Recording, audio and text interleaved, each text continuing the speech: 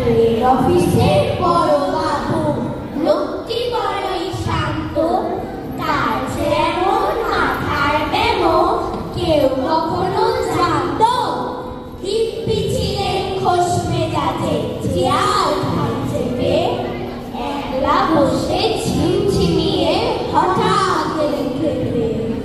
আঁতকে ওঠে হাত পা ছড়ে চোখটি করে গোল, হঠাৎ বলে গেলুম গেলুম আমায় ধরে তোল।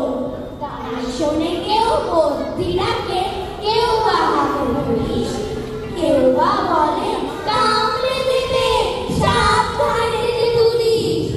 ব্যস্ত সবাই এদিক ওদিক করছে ঘোরাঘুরি। বাবু হাঁকে ওরে আমার রোগ গিয়েছে চুরি।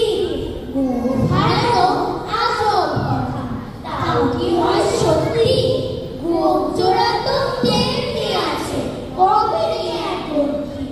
সবাই তাকে বুঝিয়ে পড়ে, সামনে ধরে আয় না।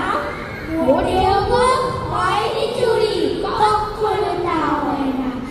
রেগে আগুন তেলে বেগুন তেলে বলেন তিনি, কারো কথায় ধার ধারি না ওই সব বেটারই চিনি। নোংরা ছাটা ঠেকরা ছাটা পিছিয়ে আর ময়লা, এমন মুখ যদি আমার বলিস করবো তোদের জবাই। এই না বলে জরিমানা করলেন সবাই। ভীষণ রেগে বিষম খেয়ে দিলেন খাতায়।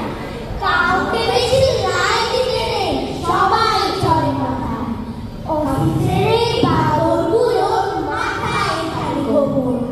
গোবররা যে কোথায় গেল কেউ রাখে না খবর। ইচ্ছে করে এই বেটাদের গোপ ধরে খুব নাচি, মুখ্যগুলোর মুন্ডু ধরে কোদাল দিয়ে যাচ্ছি। গোপকে বলে